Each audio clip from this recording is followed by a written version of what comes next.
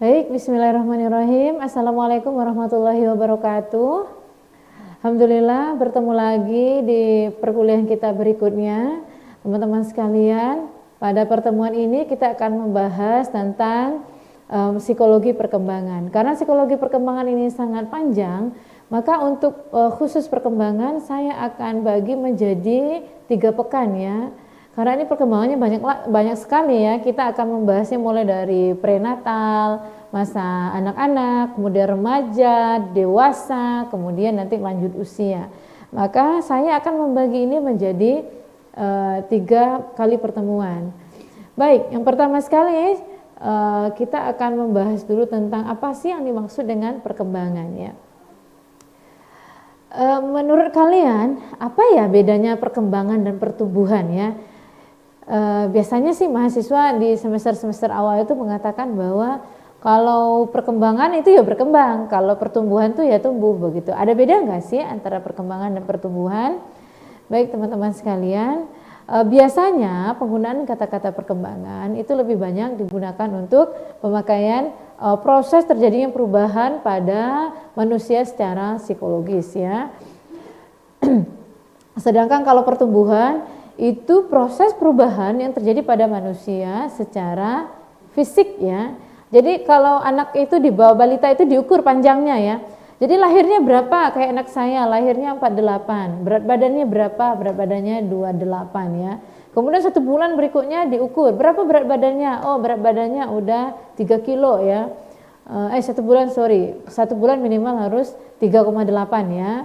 Kemudian panjangnya berapa begitu? Apakah ini memenuhi minimal pertumbuhan ya? Nah, itu pertumbuhan. Kalau perkembangan sering dilihat dia udah bisa merespon belum kalau dipanggil anak bayi itu? Telinganya kalau diginiin dia menoleh enggak begitu.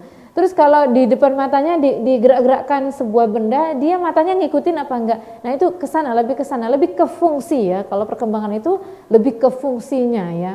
Baik, di sini menurut para ahli itu, menurut Werner itu adalah perkembangan itu sebuah perubahan yang bersifat tetap dan tidak dapat diputar kembali ya. Ini intinya, perkembangan itu tidak dapat diulang ya. Maka kalau kalian nanti menjadi orang tua, ingat ya, anak itu dia terus bertumbuh ya. Dia terus bertumbuh. Kalau kita mengabaikan anak, maka perkembangannya itu tidak bisa diulang ya. Kalau anak kita usia 4 tahun tiba-tiba dia nggak bisa ngomong, lalu kita katakan ini salah gadget ini misalnya, ini banyak ya kasus saya, itu udah nggak bisa diulang, maka anak itu akan punya gangguan penyerta ya. Kalau dia sejak lahir dihadapkan dengan handphone, dengan gadget, dengan video, lalu tanpa adanya stimulasi yang kita berikan yang cukup, lalu tiba-tiba anak kita nggak bisa ngomong, nah waktu itulah orang tua biasanya menyesal karena dia lupa bahwa yang dinamakan dengan perkembangan waktu itu udah nggak bisa diulang ya, nggak bisa diulang. Kalau kalian kuliah bisa diulang nggak? Bisa ya. Kalau semester 1 gagal, besok bisa ngulang semester 1 itu ketika kalian masuk di semester 3 ya.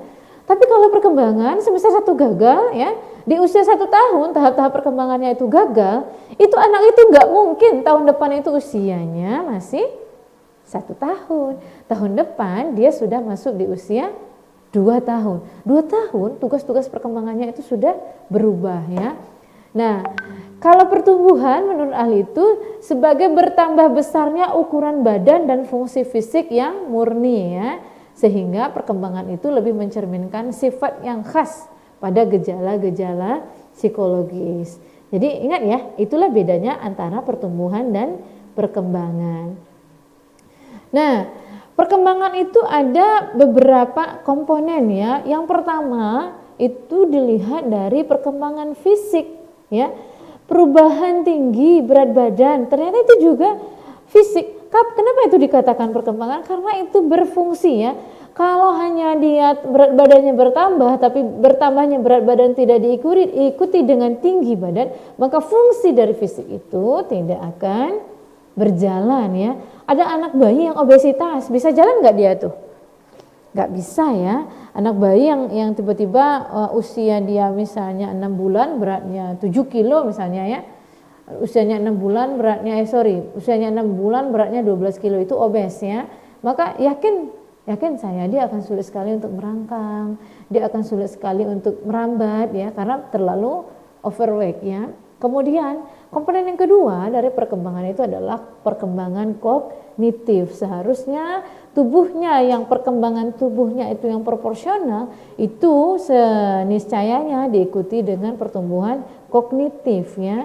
Jadi terjadi perubahan pada proses berpikir ya, daya ingat dan bahasa. Usia 2,5 tahun, 2 tahun hingga 2,5 tahun, minimal anak itu sudah bisa berbicara 3 suku kata ya. Bunda mau minum misalnya ya, bunda mau makan, bunda aku ngantuk, bunda mau bobok. Minimal anak 2 tahun itu udah bisa ngomong begitu. Tapi kalau ada anak-anak yang masih belum bisa, misalnya iya gitu ya, ada ya, karena saya masih punya bayi ya, jadi masih akrab ya. Kalau dia mau makan dipegangnya tangan bundanya, padahal umurnya udah 2,5 tahun ya, iya diambil, diajak ke meja makannya. Berarti saat itu terjadi proses perkembangan bahasa yang terlambat ya. Nah, kognitif itu masuknya ini perubahan berpikir, daya ingat dan bahasa. Bahasa itu masuk dalam kognitif ya. Kemudian perkembangan kepribadian dan sosial ya. Anak-anak yang tidak terbiasa mendapatkan rasa aman, maka dia akan mengembangkan sikap inferiority feeling ya. Rasa inferior, merasa kecil di hadapan orang lain ya. Jadi ketika bertemu dengan orang, dia mengalami ketakutan. Ada anak-anak yang nangis ya, nggak mau diajak ke tempat yang rame ya. Kemudian dia mengalami permasalahan sosial yang lain. Kenapa? Karena self konsepnya, self esteemnya itu yang bermasalah ya. Sehingga seharusnya anak itu juga mengalami perkembangan kepribadian dan perkembangan sosial. Nah, teman-teman, kita akan masuk ke perkembangan masa prenatal ya. Masa prenatal itu apa tuh? Masa ketika kalian masih di dalam perut ibunya ya. Jadi masa sebelum lahir. Terjadinya konsepsi. Konsepsi itu apa? Pertemuan antara sperma dan sel telur di dalam rahim. Maka pelan-pelan dia akan bertumbuh menjadi cabang bayi. Kenapa kita perlu membahas ini? Karena proses perkembangan yang ada di dalam perut itu akan mempengaruhi perkembangan berikutnya. Misalnya, ketika masa hamil, seorang ibu penuh dengan stressful ya, korban KDRT misalnya, atau kehamilan yang tidak dikehendaki ya. Nah, sekarang lagi banyak itu masa pandemi, banyak sekali kasus-kasus pemerkosaan ya sekarang ya, pemerkosaan atau perzinahan banyak ya, bahkan terjadi peningkatan hingga 150% di daerah-daerah tertentu. Silakan teman-teman baca ya, karena bahasan kita tidak fokusnya ke sana. Nah, ketika ibu stressful, maka akan mempengaruhi tumbuh kembangnya si janin di dalam perut. Atau misalnya anak-anak yang tumbuh di dalam perut seorang ibu yang bapaknya tidak memberikan nafkah ya.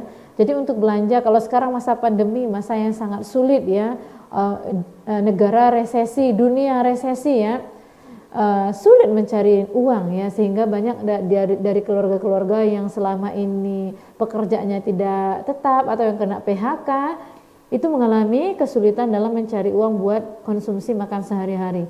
Lalu yang biasanya makan 3 kali sehari sekarang makan 1 kali sehari padahal ibunya sedang hamil. Nah, itu akan mempengaruhi proses perkembangan anaknya ketika dia lahir ya. Nah, coba kita lihat. Perkembangan pada masa prakelahiran dimulai dari masa pembuahan ya, lalu hingga kelahiran sekitar 40 pekan ya, 9 bulan. Fase ini sebuah sel akan tumbuh menjadi organisme lengkap dengan sebuah otak dan kemampuan yang berperilaku ya. Maka di sini akan banyak sekali periode zigot katanya ya, sejak pembuahan sampai akhir minggu kedua. Zigot sebesar kepala peniti. Kalian tahu peniti enggak? Kecil banget ya, tidak berubah karena tidak mempunyai sumber makanan. Dengan berjalannya zigot ke tuba falopi, turun ke uterus, terjadi banyak pembelahan dan zigot terbagi menjadi lapisan luar dan lapisan dalam. Ini di pelajaran biologi ya, saya bacakan sedikit nih. Lapisan luar kemudian berkembang menjadi plasenta. Nah, atau tali pusar dan selaput pembungkus janin.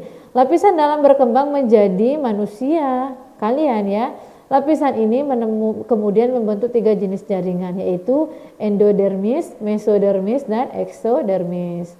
Kemudian nanti kita lanjutkan ya, sekitar 10 hari setelah pembuahan, zigot tertanam di dalam dinding yang menjadi tebal seperti spoon penuh dengan pembuluh darah.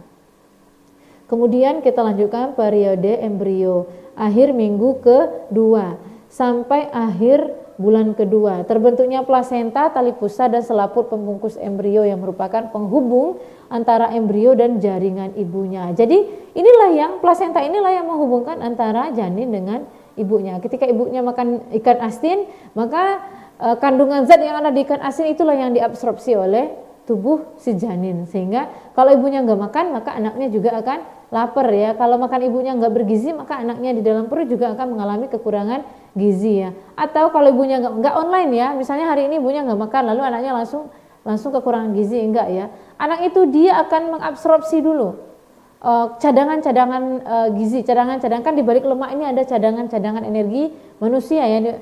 Nah, jadi ibunya yang akan menderita terlebih dahulu baru anaknya ya. Ketika ibu udah kekurangan gizi, maka anak juga otomatis akan kekurangan gizi. Terus embrio berkembang menjadi manusia dalam bentuk yang sangat kecil. Masya Allah ya, kalau kita melihat video-video bagaimana proses pertumbuhan manusia ini. Lalu teman-teman sekalian, embrio ini ada namanya cairan amnion. Apa itu cairan amnion? Cairan amnion adalah air ketuban, sering disebut dengan air ketuban. Dari mana munculnya? Dari pipisnya si janin ya. Jadi semakin banyak ibunya minum, semakin banyak air yang diabsorpsi oleh tubuhnya janin, lalu janin itu mulai pipis ya. Maka pipisnya itulah yang membentuk cairan amnion ya, yang melindungi. Jadi cairan itu gunanya apa?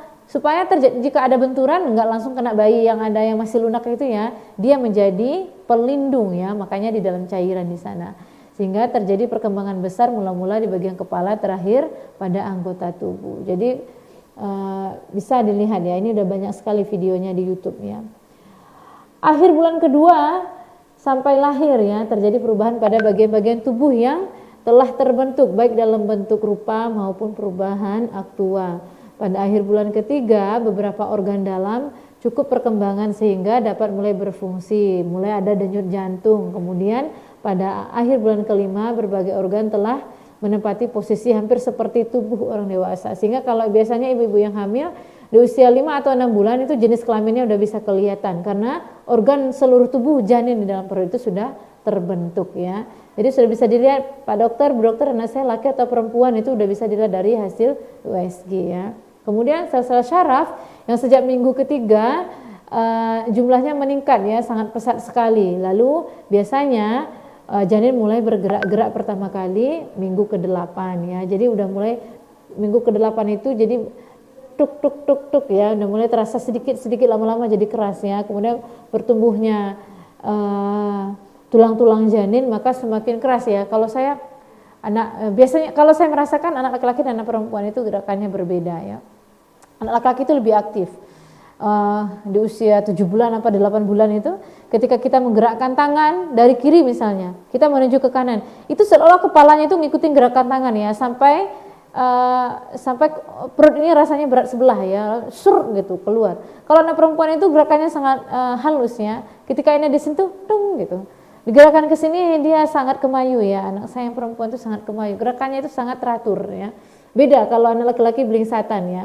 Nah, itu akan tampak ya, akan terasa ya di dalam perut ya. Mungkin ibu-ibu yang lain punya pengalaman yang berbeda.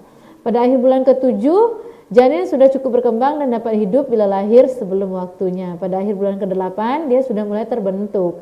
Kemudian inilah fase-fase pada masa janin. Kemudian di usia 37 pekan ya, itu dia sudah siap untuk dilahirkan. Nah, 37, 38, 39, 40. Jadi masa prematur, bayi yang lahir prematur itu sebelum lahir di usia 37 pekan. Maka inilah yang sangat penting sekali teman-teman pada masa bayi ini. Jadi ketika apa pengaruhnya terhadap perkembangan psikologis ya, ini anak-anak akan mengikuti bagaimana situasi emosional seorang ibu ketika dia di dalam perut itu akan terlihat nanti ketika dia setelah dilahirkan ya. Ketika anak-anak di dalam perut ibunya ketika masih janin itu perkembangannya terganggu, maka dia juga akan mengalami kesulitan dalam menghadapi proses perkembangan dia yang berikutnya. Nah, ketika anak lahir di usia 9 bulan, maka pada masa ini langsung terlihat tuh apakah dia tumbuh dan berkembang dengan sempurna atau tidak ketika di dalam perut ibunya.